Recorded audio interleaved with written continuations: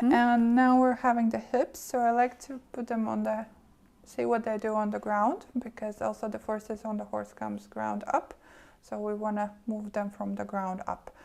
At least that's my logic when I work with them. I like to get them good on the floor and in all movements, and then I build them up from ground.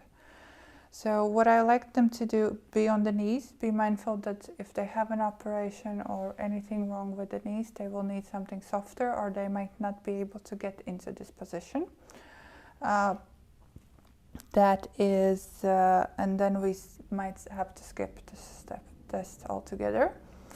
But normally if they have decent softness underneath, they should be able to stand upright. Again, stand upright without being flexed here, just nice here without squeezing the glutes. So when they go upright and they really squeeze the glutes, they're also not really being upright. So relaxed position like this. We'll move the hips from side to side. I want to see both sides staying almost equal and just moving the hips. And if you notice here, I can keep it as a 1 point and I'm not tight about it. And the movement goes straight. So oftentimes what I see on the tighter side, first of all, it's easy to notice which side is easier and you feel more tightness around here. And when they will feel tightness, they will want to push, and when they push, they go a little rotate, either forwards or either backwards. It doesn't matter, but the human nature is if they meet a resistance, they will always push. So a lot of clients, they go like, oh, I can't do it, and they almost like take it as a challenge. So if they have to feel the need to push, then it's usually some restriction around there. So again, equal, is it smooth? Can you keep it straight? Can you not involve so much the upper body? Because this is the movement actually that your hips do in the walk. So for a good walk, you have to be able to follow and be stable at the same time. Exactly. So this is for the walk. Don't see too much problem. You will just notice that one side is tighter than the other one. Important, obviously, for the ones who has trouble and pain in the hip.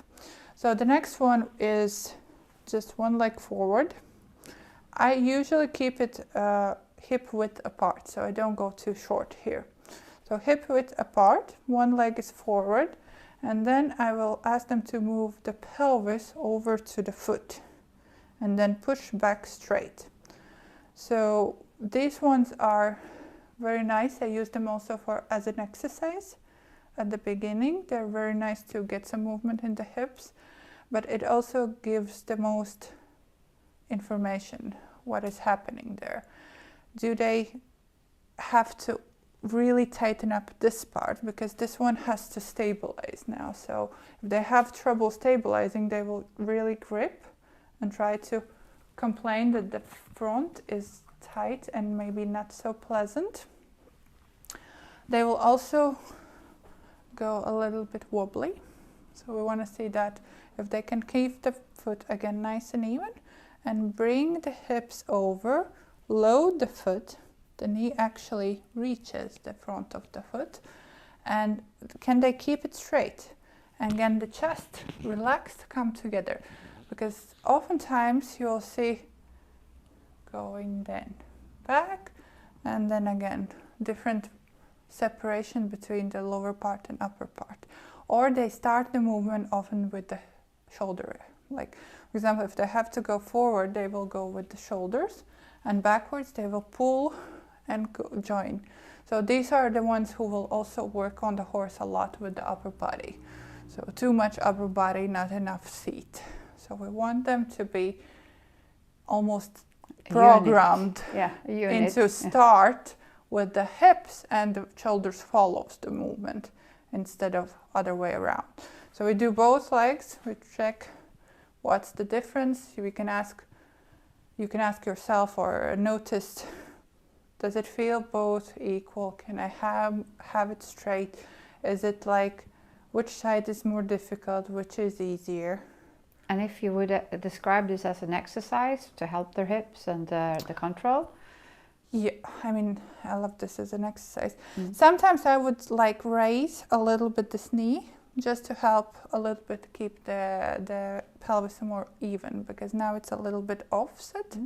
So as an exercise, I would oftentimes make them put a little towel bend under the knee so their hips are more even, and they then go forward and backwards.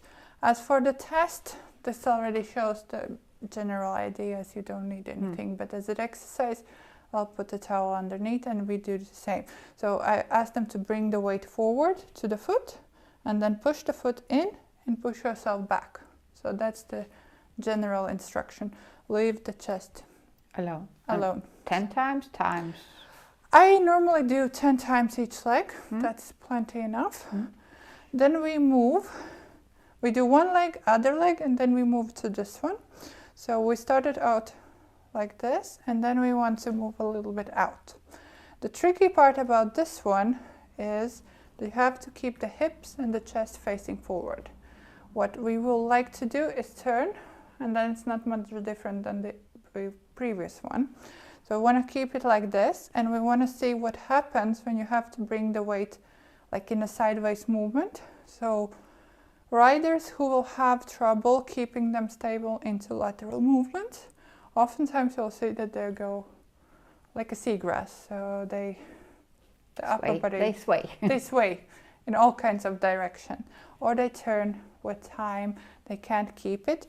Obviously, if you don't have the big mobility, you just reduce it a little bit to make it easy to keep it straight and see if they can handle this. With time, when they do it regularly, they can actually go wider. But not everybody's going to go 90 degrees because of their hip position, simply of that. And again, I just want to see if they can move the hips over the foot and go back without using anything extra. Is there any pain or any discomfort? Is it like that? What could this indicate in the saddle if you have a problem to one side? Well, this one is actually not so often. The front will often sign because it's a little more challenging for the balance and coordination. This one has you already a little bit involved the gluteus here because of the outside rotation.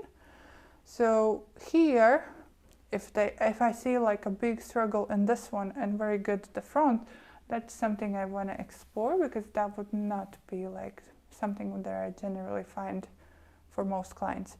I would mostly find that this one is easier for them and more pleasurable. Also, actually not so little riders have problems with the inner thigh. So they pull the muscle, I have a girl who has a hole there. So it was so bad, she couldn't ride. So she would like notice that, it's like pulling.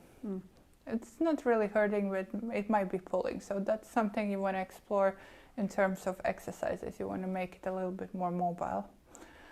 And again, just a general idea, how tight are the hips, how easy it is to move in by both directions, and how easy it is to keep yourself without getting tense.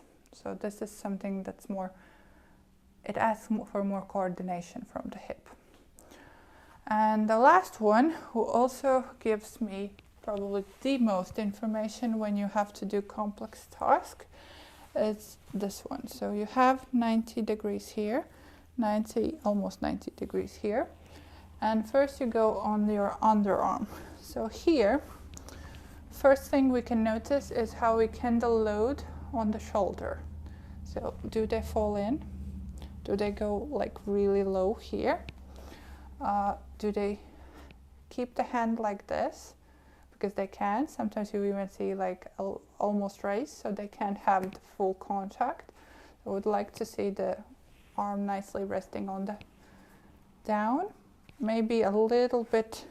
Do they keep it also very out? This is also not a natural and easy position, so you would like to maybe correct them first here, or correct yourself to really have the elbow under the shoulder, because it's nicer for the shoulder. Then we move to the chest area. So like I said, are we falling? Are we keeping both sides equal? And then the hip. So what we will see often is people like unload the hip, the knee starts to raise, or even if it's down, they are a little bit offset.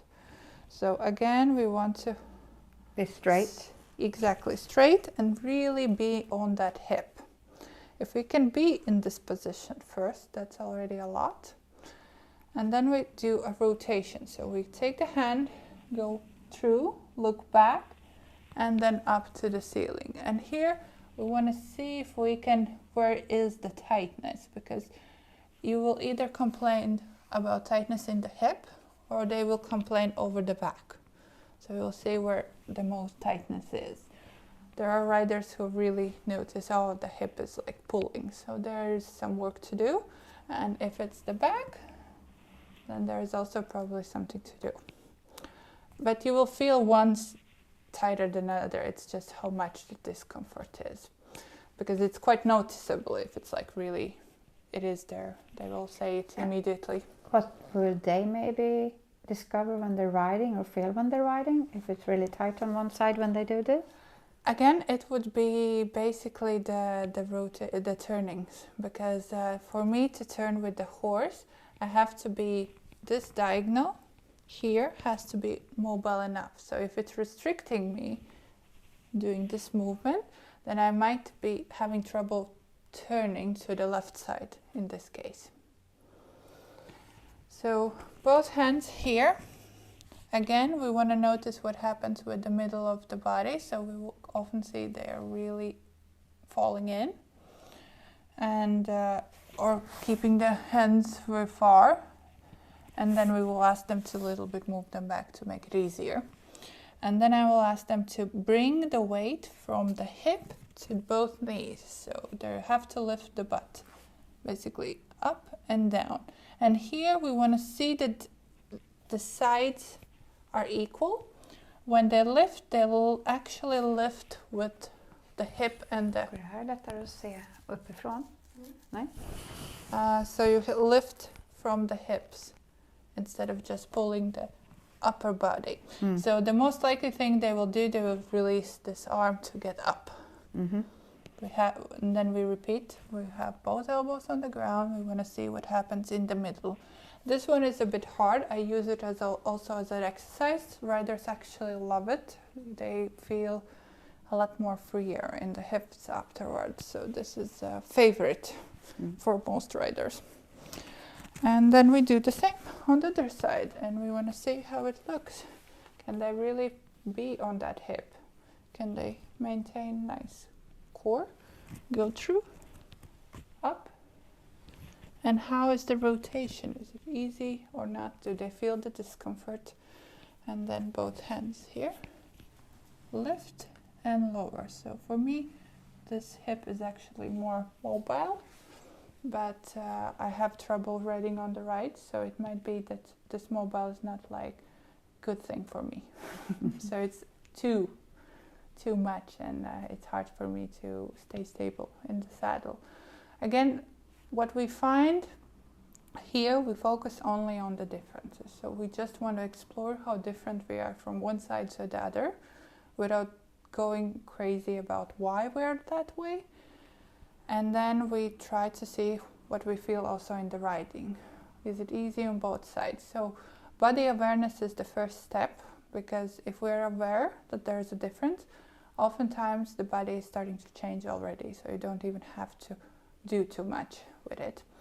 But if you've noticed like really restriction and it keeps on happening, it's not going away, that's something you will probably want to explore with a body worker or a good physio or some training program.